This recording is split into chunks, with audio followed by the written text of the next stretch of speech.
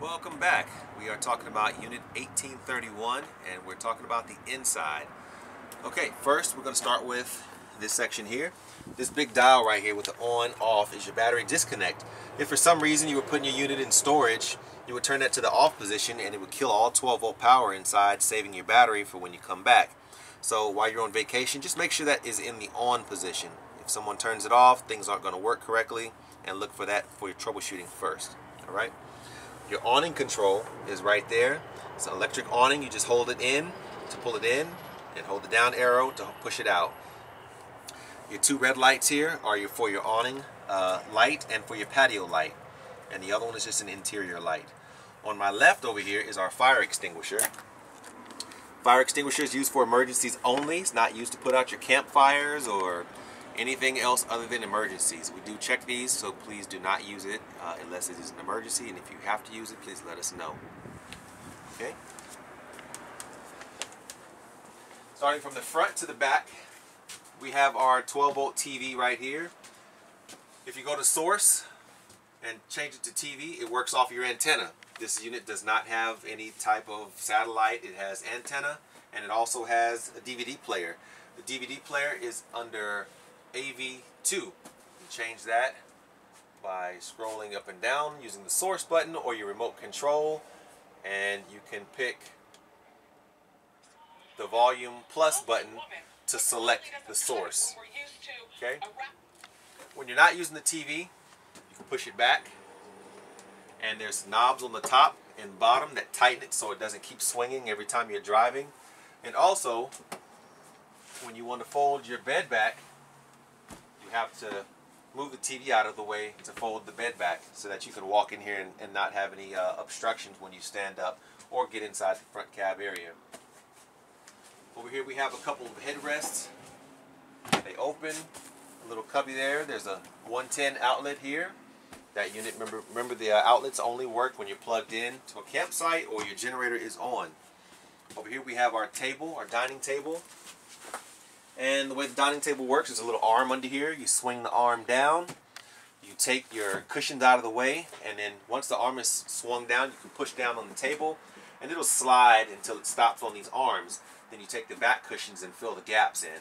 Now, this is designed for a small person, children preferably. So just make sure that you don't put anybody that's too heavy on this, or you could break it. Also over here with your ladder, the ladder is for getting up here. When you get ready to move your TV in and out, a lot of people don't do this, but if you would please make sure you pull the ladder out of the space so that the TV will swing out comfortably without catching it on the edge. You can just simply put your ladder up here when you get to where you're going. If you want to drive while the TV is on, you can just move your ladder up here and swing the TV out, and everybody can watch TV while the person is driving. The dash is all the same as a standard vehicle. You got your air conditioning controls, your lights, your fan, your cruise control, everything that you would expect to see. There's a couple of 12-volt outlets right there so you can plug in different devices, and cup holders. That's pretty much it for the front. Over here you have your antenna. The antenna is to be used when you are stationary. You get to where you're going, say you're on a rural area just outside of town, and you turn your TV on and your reception isn't great. You can run your antenna up. You just hit this crank. It's got the arrows talking about which direction is up and down, and once you get it all the way up, it'll stop. If you need to tweak your reception, you simply pull this down and you can twist it. Now when you twist it and you find the right reception, you let it go. The spring tension will pull it back up and it'll stay right there.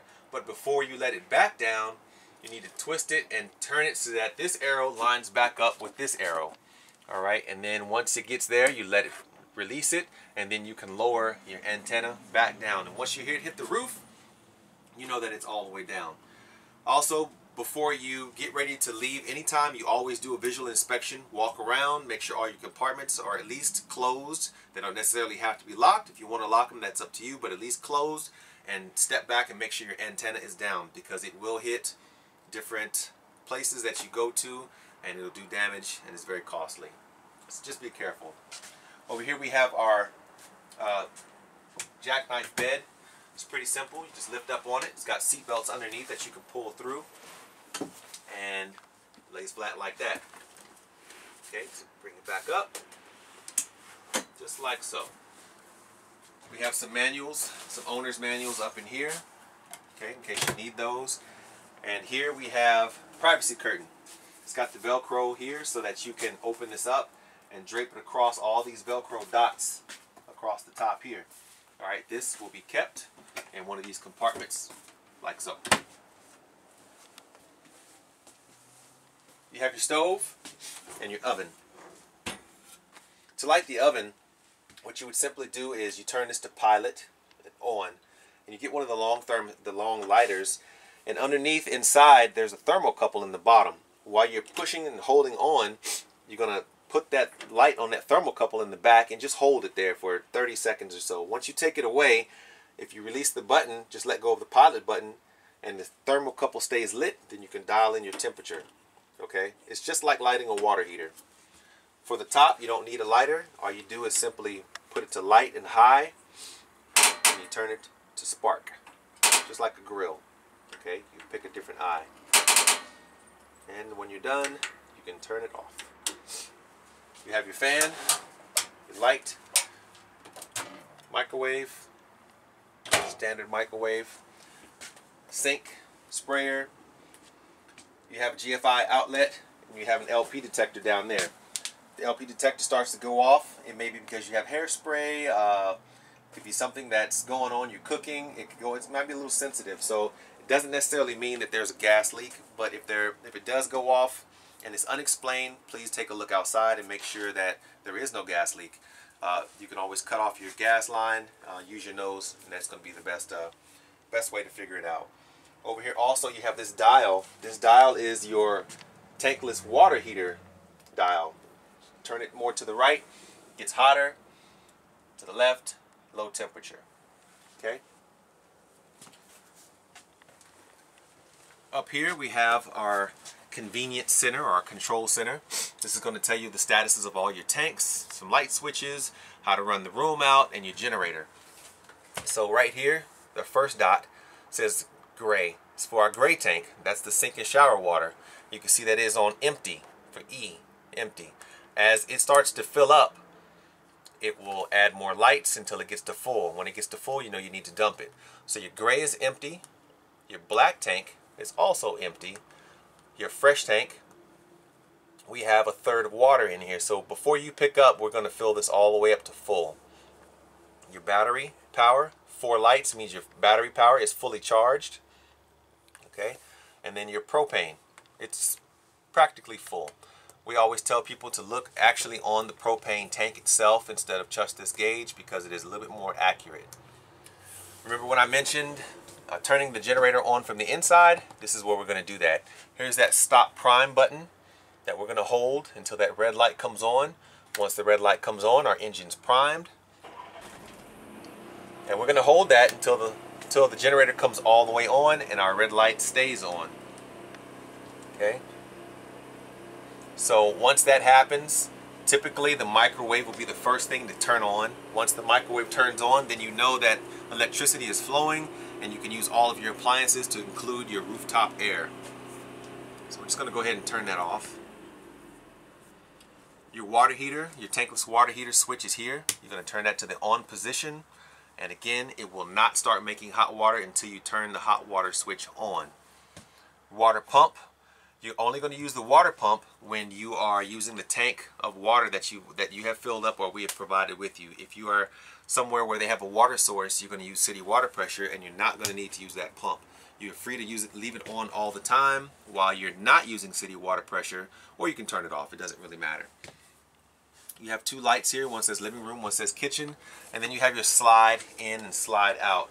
Now when you run your slide in and slide out, just make sure that there's nothing on the back side of the slide that can be hit, like a telephone pole, whatever it is, your neighbors, things, because the room is going to go out. And when you bring it back in, make sure there's nothing standing in the way. There's no one sitting here, because the worst thing that can happen to you is you're out on vacation, you let all the kids ride the little fun ride, and then it breaks on you and you're stuck wherever you are with a slide that you can't get in, and now you can't drive it. So just make sure there's no one here, sitting on here, and any heavy objects are removed from the area. The same is going to go for the rear slide. The difference between the rear slide is the bed and the cabinet are going to marry up to each other. So anything on the floor is going to be crushed. So make sure that the floor area is clear between the bed and that cabinet wall before you get ready to go. Okay, and again, no one riding on the bunk beds. You have storage up here. You have your refrigerator. Refrigerator's in the on position right now. Just leave it in the auto position. Okay, and it's going to automatically switch over between propane and the heating element, depending on if you're got your generator on, you're plugged in at a campsite, or you're just driving to wherever you're commuting to. It's always going to stay cold.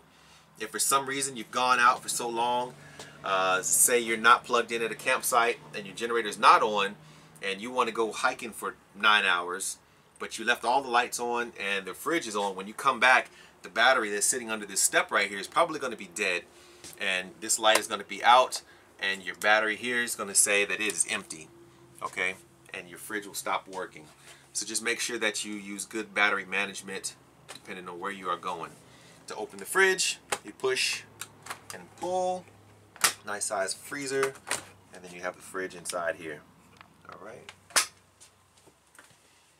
Keep all of our remote controls inside here. When you leave, when you're picking up, make sure we count all of these so that because they're all accountable also. And when you bring it back, we're going to count them again. You have your TV here, stereo here. This also plays DVDs. And this is a little small couch area for kids. And this is also a bed. Again, it's just like the front bed. Jackknife, lays flat, and there are a couple of seat belts underneath. You just need to pull them through. With the curtains, with the blinds, they're very thin. You see that these strings are very thin, so make sure only adults are using these, and very carefully, because they can break, and they are really expensive for us to restring them or replace them. So just be careful.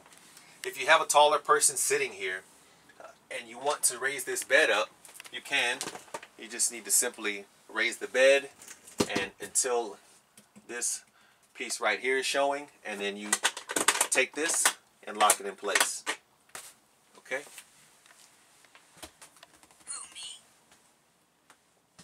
Look at that.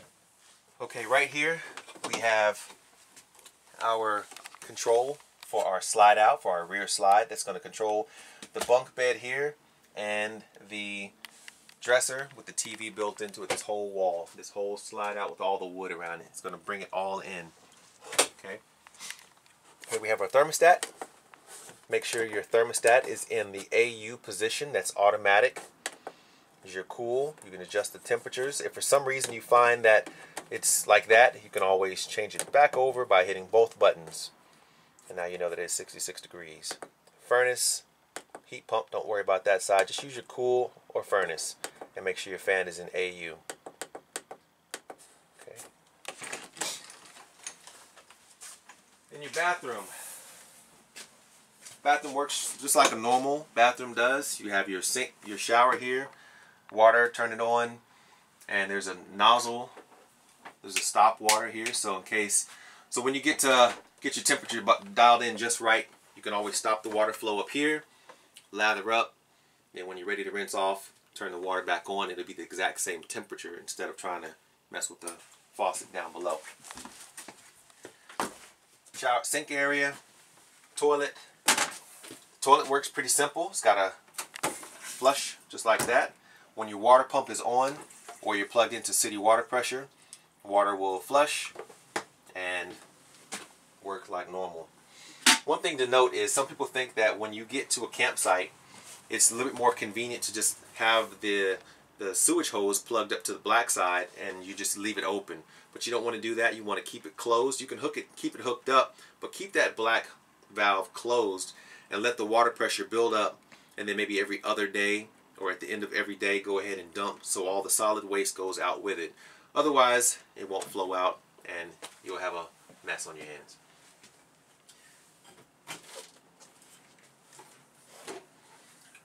We have water chemicals here. The water chemicals are pretty easy to use. What you do is before you go out and use the restroom for the first time, you can dump half of a bottle inside your tank, and that pre-treats the tank if you're going to be doing long-term usage without dumping. If you're going to be gone for 3 days, maybe just one bottle, and that should take care of you for the whole weekend. But we're going to provide you with 2 of these and 4 rolls of RV style toilet paper. You can buy that at Walmart in the camping section. There's also a fan up here. If you're going to use the fan, make sure that the lid is open.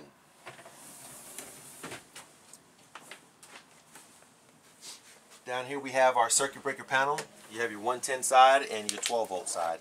If one of these goes out, there's a corresponding red light that's supposed to come on so that you can quickly identify which fuse has gone bad. Alright. Over here is the bedroom. Again, we have more of these shades that you pull down. There's the exit window right there in case of an emergency. You would raise those handles up and push the window out. It will not fall out, it will just go out. Please do not use that unless it is an emergency. Otherwise, you can just use the middle latch and slide the window over, and you have a screen there to keep the bugs out. You have a TV here. The DVD player is built onto the side, so you'll have to open it to get to it. And there's also storage space inside here if you need it. But just don't forget that there's storage space in here when you get ready to leave. People leave things in there and we have to find it for them. Aside from that, you have nothing but storage in this area. Take a look so you can see how much room you have for your personal items. And the same is going to go for this side over here.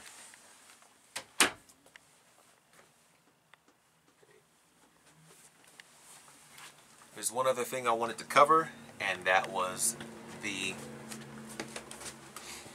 air conditioning